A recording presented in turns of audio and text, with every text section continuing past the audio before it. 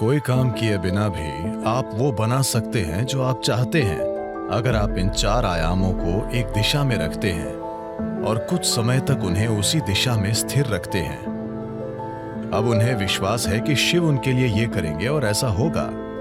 तो क्या शिव खुद आकर आपका घर बनाएंगे? नहीं। मैं चाहता हूं कि आप समझें, ईश्वर आपके लिए छोटी उंगली भी नहीं उठाएंगे। इस धरती पर अब तक जो नहीं हुआ वो कल हो सकता है। इंसान इसे कल एक सच्चाई बना सकते हैं।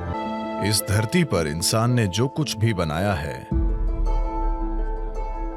वो मूल रूप से पहले हमारे मन में बना था। वो सब जो आप देखते हैं, जो इस धरती पर इंसान ने किया है, पहले वो मन में बना था, फिर वो बाहरी दुनिया में बना।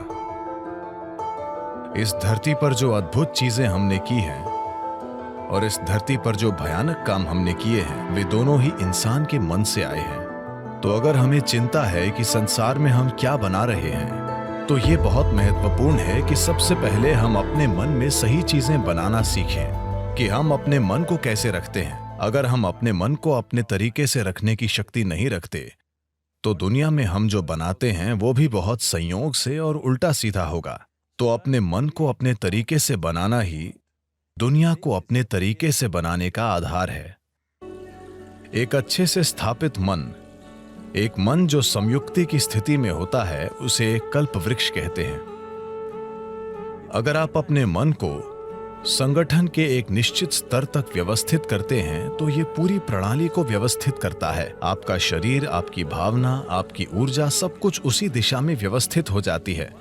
जब आपके ये चारों आयाम, आपका भौतिक शरीर, आपका मन, आपकी भावना और मौलिक जीवन ऊर्जाएं एक दिशा में व्यवस्थित हो जाती हैं, जब आप ऐसे हो जाते हैं, तो आप जो भी चाहते हैं वो वाकई छोटी उंगली उठाए बिना होता है। आपके काम करने से उसमें मदद मिलेगी, लेकिन कोई काम किए बिना भी activity you can still manifest what you want. आप वो बना सकते हैं जो आप चाहते हैं, अगर आप इन चार आयामों को एक दिशा में रखते हैं और कुछ समय तक उन्हें उसी दिशा में स्थिर रखते हैं। अभी आपके मन की समस्या है कि हर पल ये अपनी दिशा बदल रहा है। ये ऐसा है जैसे आप कहीं जाना चाहते हैं और हर 2 कदमों पर आप अपनी दिशा बदलते रहते हैं, तो आपका मंजिल तक पहुंचना बहुत मुश्किल है, जब तक कि यह संयोग से न हो। तो अपने मन को व्यवस्थित करना और उससे पूरे सिस्टम को और अपने इन 4 बुनियादी आयामों को एक दिशा में व्यवस्थित करना, अगर आप ऐसा करते हैं तो आप खुद कल्पवृक्ष हैं। Anything that you wish will happen. जो भी आप चाहते हैं वो होगा। पर अभी अगर आप अपने जीवन को देखें, तो वो सब जिसकी आपने अब तक इच्छा की है, अगर वो हो जाए तो आप खत्म। वे चीजें और लोग जो आपने चाहे, अगर वो सब आज आपके घर में हों, तो क्या आप जी पाएंगे? जब हम इस तरह समर्थ हो जाते हैं, तो ये बहुत महत्वपूर्ण है कि हमारी शारीरिक क्रिया, भावनात्मक क्रिया, मानसिक क्रिया और ऊर्जा क्रियाएं नियंत्रित और ठीक दिशा में हों। अगर ऐसा नहीं है तो हम विनाशकारी, आत्मविनाशकारी बन जाते हैं। अभी यही हमारी समस्या है। जिस तकनीक को हमारे जीवन को सुंदर और आसान बनाना चाहिए, वो सभी समस्याओं की जड़ बन गई है। हम अपने जीवन के आधार को नष्ट कर रहे हैं, जो कि धरती है। तो जो एक वरदान होना चाहिए था, हमने उसे एक श्राप बना दिया। पिछले 100 वर्षों में हमें आराम और सुविधा के जबरदस्त स्तर मिले हैं, जो हमारे जीवन के लिए खतरा भी बन गए हैं, सिर्फ इसलिए कि हम सचेत होकर काम नहीं कर रहे हैं। हम आदतों से मजबूर हैं। तो मन को व्यवस्थित करने का बुनियादी मतलब है चीजों को विवशता से करने के बजाय जागरूक होकर करना। आपने ऐसे लोगों के बारे में सुना होगा जो कुछ मांगते हैं और सभी उम्मीदों से परे वो उनके लिए सच हो जाता है। आमतौर पर ऐसा उनके साथ होता है जो श्रद्धा रखते हैं।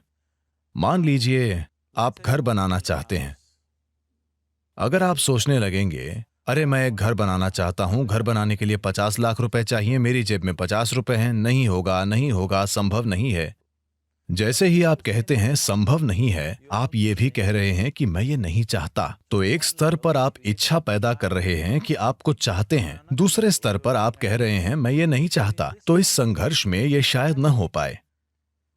कोई इंसान जो किसी भगवान या मंदिर में या जिसमें भी श्रद्धा रखता है, जो सरल मन वाला है, श्रद्धा सिर्फ उन लोगों के लिए काम करती है जो सरल मन वाले हैं। सोचने वाले लोग जो बहुत अधिक सोचते हैं, उनके लिए ये कभी काम नहीं करती। एक छोटे बच्चे जैसा इंसान जिसे अपने ईश्वर या अपने मंदिर में या जिसमें भी एक सरल श्रद्धा है, वो मंदिर में जाकर कहता है, शिव जी मुझे एक घर चाहिए, मुझे नहीं पता कैसे, पर आपको ये करना होगा। अब उसके मन में कोई उल्टे विचार नहीं है, क्या ऐसा होगा, क्या ऐसा नहीं होगा, क्या यह संभव है, क्या यह असंभव नहीं है। श्रद्धा के सरल काम द्वारा इन चीजों को पूरी तरह से हटा दिया जाता है। अब उसे श्रद्धा है कि शिव उसके लिए ये करेंगे और ऐसा होगा। तो क्या शिव खुद आकर आपका घर बनाएंगे? नहीं। मैं चाहता हूं कि आप समझें, ईश्वर आपके लिए छोटी उंगली भी नहीं उठाएंगे। जिसे आप ईश्वर कहते हैं, वो सृष्टि का स्रोत है। एक निर्माता के रूप में उन्होंने जबरदस्त काम किया है, कोई प्रश्न नहीं है। आप इससे बेहतर सृष्टि सोच सकते हैं? अभी जो भी है उससे बेहतर सृष्टि की क्या कोई कल्पना कर सकता है? तो एक निर्माता के रूप में उन्होंने बेहतरीन काम किया है। पर अगर आप चाहते हैं कि जीवन आपके हिसाब से चले, क्योंकि अभी आपकी खुशी और आपकी खुशहाली की बुनियाद ये है, अगर आप दुखी हैं तो सिर्फ और सिर्फ इसलिए आप दुखी हैं कि जीवन वैसे नहीं चल रहा जैसे आप चाहते हैं। बस यही बात है। तो अगर जीवन आपके हिसाब से नहीं चलता तो आप दुखी होते हैं। अगर जीवन आपके हिसाब से चलता है तो आप खुश होते हैं। ये इतना सरल है। तो अगर जीवन को आपके हिसाब से चलना चाहिए तो सबसे पहले आप कैसे सोचते हैं? आपकी सोच में कितना फोकस है, आपके विचार में कितनी स्थिरता है और विचार प्रक्रिया में कितनी ऊर्जा है, इससे तय होगा कि क्या आपका विचार एक सच्चाई बनेगा या सिर्फ एक विचार रहेगा। ये इससे भी तय होगा कि आप उल्टे विचार बनाकर उस विचार के लिए रुकावट नहीं पैदा करते। Is something possible or not possible? Is destroying humanity. क्या ये हो सकता है या नहीं, ये मानवता को नष्ट कर रहा है। क्या संभव है और क्या असंभव, ये देखना आपका नहीं, प्रकृति का काम है। आपका काम है मनचाही चीज पाने के लिए मेहनत करना। अभी आप यहां बैठे हैं। अगर मैं आपसे दो सरल प्रश्न पूछूं, मैं चाहता हूं कि आप बस सुने और उत्तर दें। आप जहां बैठे हैं, क्या वहां से उड़ सकते हैं? आप कहेंगे नहीं। क्या आप यहां से उठकर चल सकते हैं? आप कहेंगे हां। इसका आधार क्या है कि आप उड़ने के लिए नहीं और चलने के लिए हां कहते हैं? आधार है जीवन का अनुभव। कई बार आप उठकर चले हैं, कभी उड़ान नहीं भरी। या दूसरे शब्दों में, आप जीवन के पिछले अनुभव को आधार बनाकर यह तय कर रहे हैं कि कुछ संभव है या नहीं। या दूसरे शब्दों में, आपने तय किया है कि अब तक जो नहीं हुआ वो भविष्य में आपके जीवन में नहीं हो सकता है। ये मानवता और मानवीय भावना का अपमान है। इस धरती पर जो अब तक नहीं हुआ वो कल हो सकता है। इंसान इसे कल एक सच्चाई बना सकते हैं। तो क्या संभव है और क्या असंभव, ये देखना आपका काम नहीं है। ये प्रकृति का काम है। प्रकृति तय करेगी। आप बस देखिए कि आप वाकई क्या चाहते हैं और उसके लिए मेहनत कीजिए। और अगर आपका विचार एक शक्तिशाली तरीके से तैयार होता है, बिना किसी उल्टे विचारों के, कोई ऐसे उल्टे विचार न हो जिनसे विचार प्रक्रिया की तीव्रता कम हो जाए। सबसे पहली और महत्वपूर्ण बात यह है कि आपको स्पष्ट पता होना चाहिए कि आप वाकई क्या चाहते हैं। अगर आप नहीं जानते कि आप क्या चाहते हैं तो उसे बनाने का सवाल ही नहीं उठता। अगर आप ये देखें कि आप वाकई क्या चाहते हैं, तो हर इंसान यही चाहता है। वो खुशी से जीना चाहता है, वो शांति से जीना चाहता है। In terms of its relationships, वो चाहता है कि उसके रिश्ते प्यार भरे हों। या दूसरे शब्दों में कहें तो कोई भी इंसान यही चाहता है कि वो अपने भीतर सुखी हो और उसके चारों ओर सुख हो। ये सुख अगर हमारे शरीर में होता है तो हम इसे सेहत या सुख कहते हैं। अगर ये हमारे मन में होता है तो हम इसे शांति और खुशी कहते हैं। अगर ये हमारी भावना में होता है तो हम प्यार और करुणा कहते हैं। अगर ये हमारी ऊर्जा में होता है तो हम इसे आनंद और परमानंद कहते हैं। यही एक इंसान की तलाश है।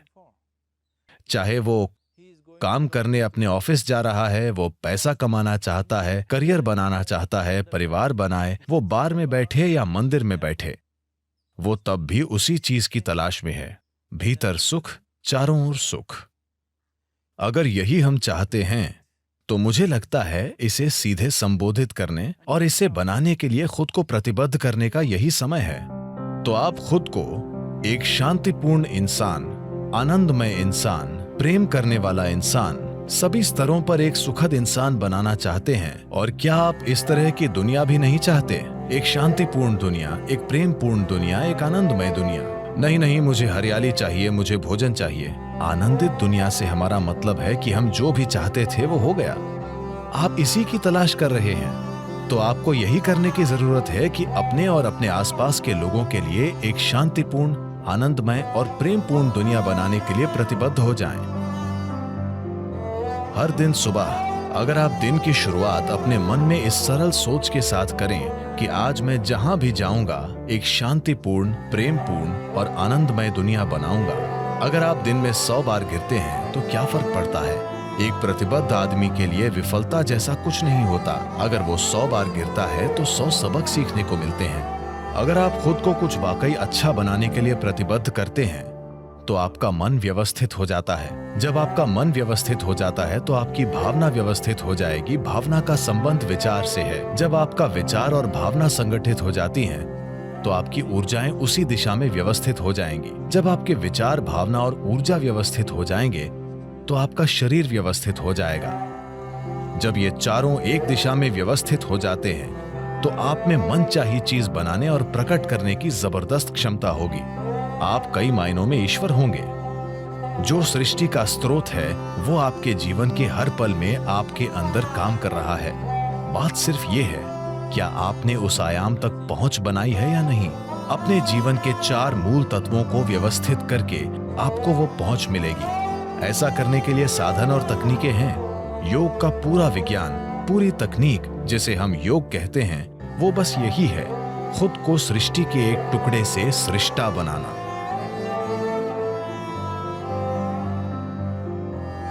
ये मेरी इच्छा और मेरा आशीर्वाद है कि दुनिया में हर इंसान को अपने भीतर सृजन के स्रोत तक पहुंचो, ताकि वो रचनाकार की तरह यहां काम कर सके, न कि सिर्फ एक रचना के रूप में।